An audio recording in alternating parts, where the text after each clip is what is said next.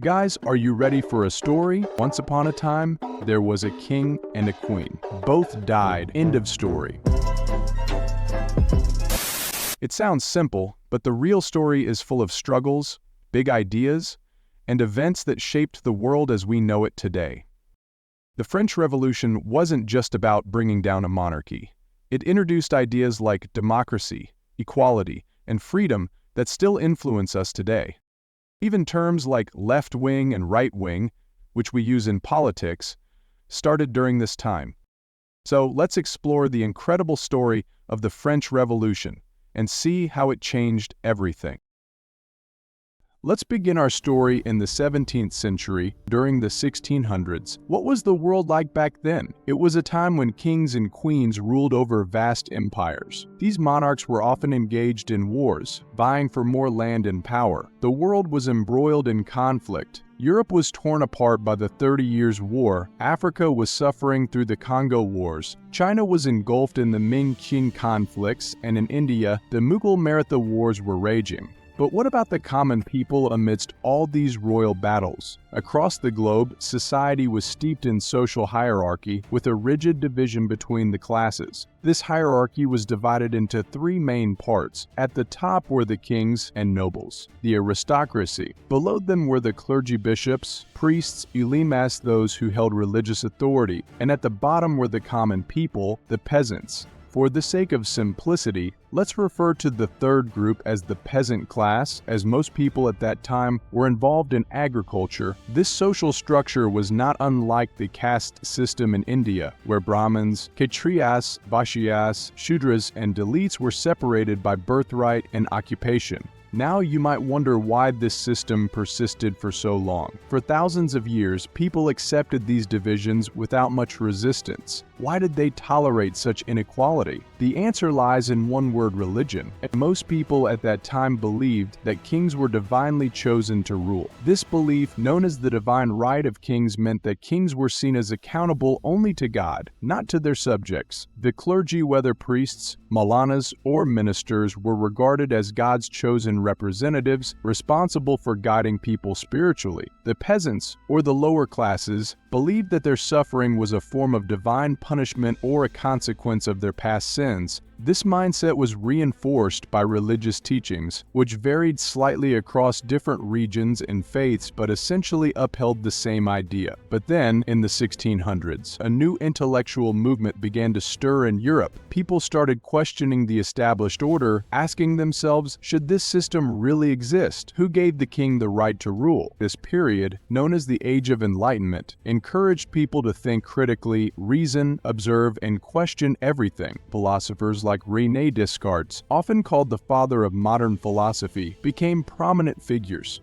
Descartes' famous statement, "I think, therefore I am," emphasized the importance of thought and reason as the basis for existence. This new way of thinking laid the foundation for the Enlightenment. During this time, scientific discoveries also began to challenge religious dogma. The Bible, for example, claimed that the sun revolved around the earth, but when Galileo used his telescope to observe Jupiter, he saw its moons orbiting the planet and proposed that it was actually the earth that revolved around the sun. This idea infuriated religious authorities, and Galileo was sentenced to life imprisonment for questioning the Bible. However, Galileo was not alone. Scientists like Isaac Newton, with his laws of motion, and many others began providing scientific explanations for natural phenomena, challenging religious explanations. Religion, at its core, had long been about accepting certain truths without question, but now people were beginning to ask those very questions. It became increasingly difficult for religious authorities to maintain their hold over people's beliefs. As a result, a new ideology called deism emerged. Promoted by thinkers like Edward Herbert in England, deism questioned the validity of religious scriptures and miracles. Deists believed that while God may have created the world, he no longer interfered in its affairs. Instead, they argued that humans could only reach God through reason and intellect. This new way of thinking posed a significant challenge to the authority of the church and laid the groundwork for the revolutionary changes that would soon follow. John Locke, a philosopher who opposed the divine right of kings theory, argued that every human being is equal and no one has the inherent right to rule over others. If someone is to govern, it must be with the consent of the people. This was the foundation of democracy, the idea that the purpose of government is to protect the natural rights of its citizens. If the government fails in this responsibility, the people have the right to overthrow it. Other philosophers like Montesquieu, Thomas Hobbes, and Jean-Jacques Rousseau echoed similar ideas. Rousseau's famous quote, "Man is born free and everywhere he is in chains," reflected the belief that while humans are naturally free, societal structures have enslaved them. But why is this the case? Every citizen deserves liberty, the freedom to do anything as long as it does not harm others. Liberty, in essence, means that people are free to act as long as they do not infringe on the rights of others, and this freedom should be granted equally by the law. These ideas formed the ideological foundation of the French Revolution. Now let's explore how these theories played out in practice. In France, society was divided into three estates: the nobility, the clergy, and the common people, or peasants. The clergy, the religious authorities, imposed a religious tax on the common people, known as the tithe. This tax required the peasants to give 1/10 of their agricultural produce to the clergy. Meanwhile, the nobility imposed a separate land tax, the taille, on the peasants. Neither the clergy nor the nobility paid these taxes themselves. The financial burden fell almost entirely on the peasants, who were already struggling under heavy taxation. Paintings from that period vividly depict the situation: the clergy and nobility literally walking on the backs of the peasants. This inequality was stark. While the clergy and nobility made up only 2% of the population, the remaining 98% were common people, mostly peasants. These three groups made up what was called the Three Estates. By the mid-1700s, France's economic situation had become dire. France was constantly at war with Britain, their colonial rival. One of the major conflicts, the 7 Years' War 1756-1763, left France nearly bankrupt. The country was drowning in debt. In 1774, a new king, Louis XVI, ascended the throne at the age of 20. Famines were common at the time, and the French government closely monitored the grain supply to ensure food could be distributed to areas in need. The grain police was even in place to prevent hoarding and punish offenders. However, King Louis appointed a new finance minister, Robert Jacques Turgot, who shared a laissez-faire philosophy with his friend Adam Smith, a famous economist who advocated for minimal government intervention in the economy. In September 1774, Turgot introduced new agricultural laws, which essentially removed government oversight from the grain trade. Grain merchants were free to buy and store grain, then sell it at higher prices. As a result, food prices skyrocketed, leading to severe inflation. In April and May of 1775, riots broke out. These were known as the Flour Wars, as the population protested the high cost of bread and wheat. Although Turgot's intentions were not malicious, he believed that less government interference would help the people. The policy backfired. Seeing the unrest, Turgot proposed taxing the nobility and clergy to alleviate the country's financial strain, but unsurprisingly, the aristocracy resisted this idea. In 1776, Turgot was dismissed from his position as finance minister. Interestingly, 1776 was also the year the American colonies declared independence from Britain, and who supported the American revolutionaries? King Louis XVI of France. His motivation was simple: weakening Britain, France's longtime enemy, but this support came at a cost. The Anglo-French War 1778-1783 that followed only worsened France's financial crisis, increasing its debt to 2 billion livres. France spiraled further into poverty. With rising taxes, inflation, and unemployment, King Louis XVI built an extravagant palace for himself at Versailles. The maintenance and luxuries at Versailles consumed vast sums of money, adding to the people's frustrations. To make matters worse, Louis' wife, Marie Antoinette, was known for her lavish lifestyle. Often cited as one of the most extravagant figures in history, her spending habits only deepened the financial and social crisis in France, further fueling the revolutionary sentiments that would soon explode. Marie Antoinette, the wife of King Louis XVI, was known for her extravagance. It is said that she was so indulgent that she ordered 300 new outfits for herself every year. Outside the palace, she spent fortunes landscaping the gardens, which can still be seen today at Versailles, a palace just 20 km from Paris. She had perfumes specially made for her exclusive fragrances that no one else could have. But perhaps the most extravagant thing of all was her hairstyle. She once had her hair styled to resemble a ship, a feat that you can see in paintings of that era. Today, celebrities might wear strange outfits, but none could match the audacity of having an actual ship as a hairstyle. Marie Antoinette was also involved in several love affairs. One notable example is her affair with a Swedish nobleman, Axel von Fersen, with whom she exchanged love letters. You may wonder, what do love affairs have to do with the revolution? In those times, the people believed in the divine right of kings, the idea that the king and queen were chosen by God. But when they saw the queen engaged in affairs, it shattered that belief. Could someone sent by God really behave like this? People started to question the royal family, and hatred for King Louis XVI grew. This, combined with the rampant inflation, starvation, and economic crisis, set the stage for a revolution. And when people are angry, riots and civil wars are possible, but when that anger is directed, it can lead to a revolution. The Age of Enlightenment, with its new ideas about equality in government, gave that direction. Philosophers, newspapers, and books of the time were all discussing these new ideas, how kings were undeserving of their power and how people should be treated equally. Even the illiterate masses were starting to absorb these ideas, and they began to think critically about their situation. One of the most famous slogans of the revolution was liberty, equality, fraternity, which became the national motto of France. King Louis XVI tried to calm the people. He turned to his new finance minister, Charles Alexandre de Calonne, who suggested, much like Turgot before him, that the financial situation could only improve if a new tax was imposed on the clergy and nobility. However, as before, the nobility and clergy opposed this idea, and Calonne was soon dismissed. Running out of options, King Louis decided to summon the Estates General.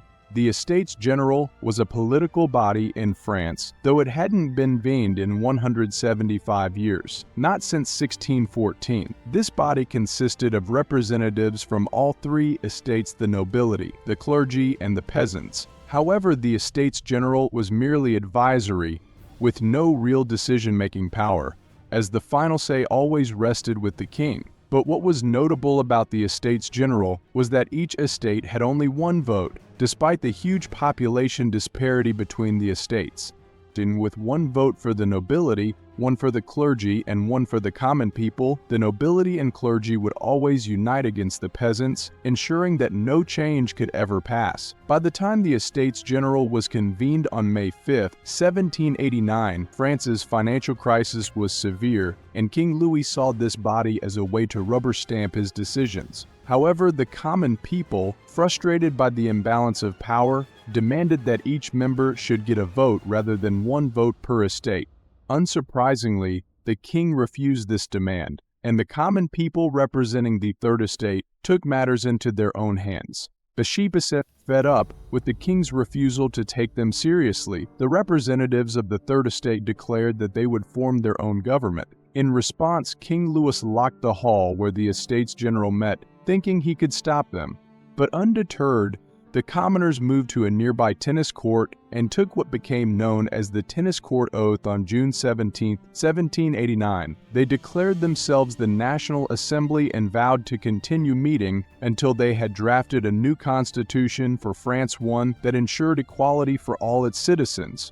Even some members of the nobility and clergy, inspired by these ideas of equality, King Louis XVI, realizing the gravity of the situation, reluctantly acknowledged the National Assembly on June 27th. He declared it to be the new governing body of France. In the National Assembly, those who supported the revolution sat on the left side of the hall, representing the common people and their demand for change. This was the beginning of the French Revolution, a movement that would soon sweep away the old monarchy and bring about a new era in France and the world. 98% of the population was represented by those on the left wing of the National Assembly. On the opposite side, the clergy and the nobility sat on the right wing, supporting the monarchy.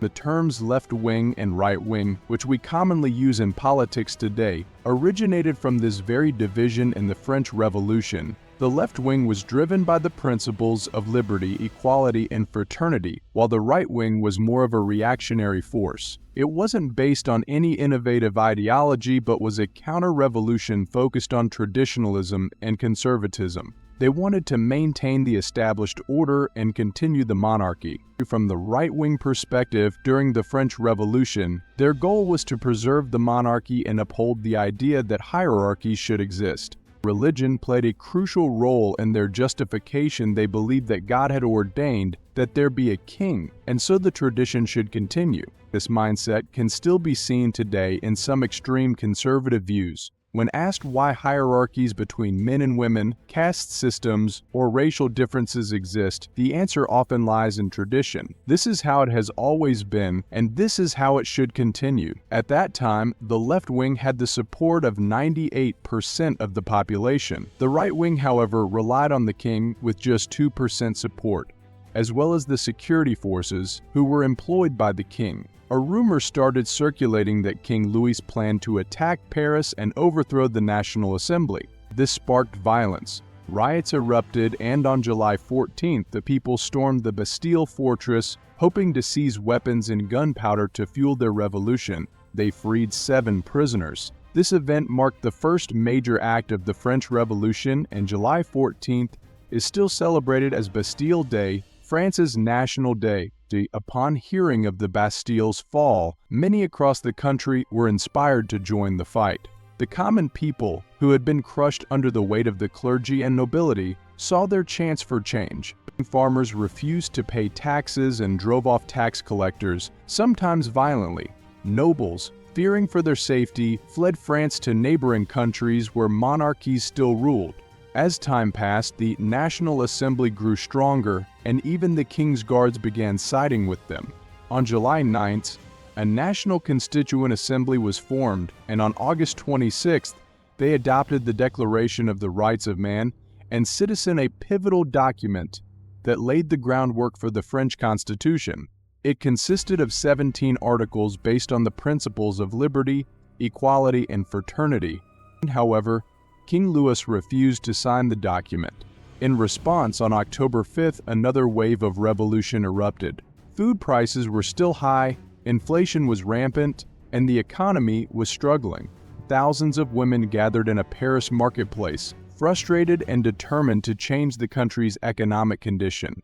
These women marched for 6 hours to the Palace of Versailles, where King Louis was residing. Along the way, they were joined by men and soldiers, all motivated by the need for change. This event, known as the March on Versailles, resulted in the king being forced to listen to their demands. King Louis finally signed the document, marking a significant moment in the revolution. Following this movement, women began demanding equal rights in the National Assembly. In September 1791, the French activist Olympe de Gouges published the Declaration of the Rights of Women and Female Citizens. While this marked the beginning of women's rights advocacy, it would take another 150 years for women to gain equal rights in European countries.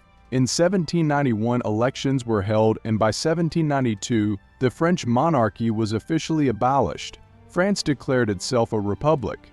King Louis and his wife Marie Antoinette were imprisoned, put on trial, and eventually sentenced to death. At that time, executions were carried out using the guillotine, a blade that fell from above, swiftly ending a person's life. The revolutionaries beheaded France's royalty, marking the end of the monarchy. If this were a Bollywood film, this might seem like the perfect ending: the monarchy overthrown, democracy established, and everyone living in complete equality. But the reality was far more complex and violent. During the French Revolution, there was significant bloodshed. Nobles and clergy members were killed without mercy. Their heads were paraded around on pikes, and overall, the revolution was extremely violent. You could argue that the people were acting violently due to the oppression they had suffered for so long. But beyond the violence, another issue arose. The revolutionaries themselves did not always agree. While they shared the broad goals of liberty, equality, and fraternity, they clashed over how to achieve these goals. Disagreements led to internal strife and eventually fighting among the revolutionaries. Maximilien Robespierre, one of the key figures of the revolution, grew increasingly paranoid that European monarchs would conspire to overthrow the Republic of France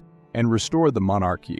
His fear was not unfounded. France did face opposition from neighboring monarchies, but Robespierre took things to an extreme. He believed that anyone who might support the monarchy should be executed, even if there was little to no evidence against them.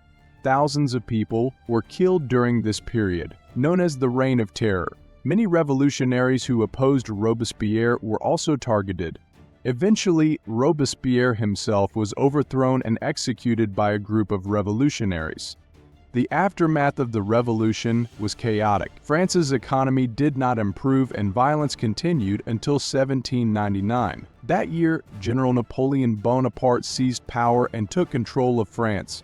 Ironically, Napoleon would later declare himself Emperor of France, effectively becoming the new king. So Napoleon's rule was different from the old monarchy. He was a dictator but also a secular ruler. The power of the church continued to diminish under his reign. In this way, the ideas of the French Revolution didn't disappear entirely. These revolutionary ideals, liberty, equality, and fraternity began to spread throughout Europe and the world. So was the French Revolution a failure? In some ways, it seemed like it after all. The revolution overthrew a king, only for another to rise. But the ideas born from the French Revolution had a profound and lasting impact on other countries. Many modern constitutions, including the Indian Constitution, draw from these revolutionary principles. In fact, the preamble of the Indian Constitution includes the famous slogan of the French Revolution: liberty, equality, fraternity. During the 1927 Mahasatyagraha, Dr. Ambedkar echoed these ideas, emphasizing the importance of building a society where people are treated equally. The French Revolution introduced ideas that shaped the modern world: ideas of republicanism, democracy,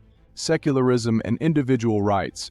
The notion that government should not interfere in personal matters, that religion is a private affair, and that everyone has the right to free expression are rooted in this revolutionary period. Today we take many of these liberties for granted, but there was a time when individuals lived under the oppressive rule of kings, and the fight for freedom came at a heavy cost.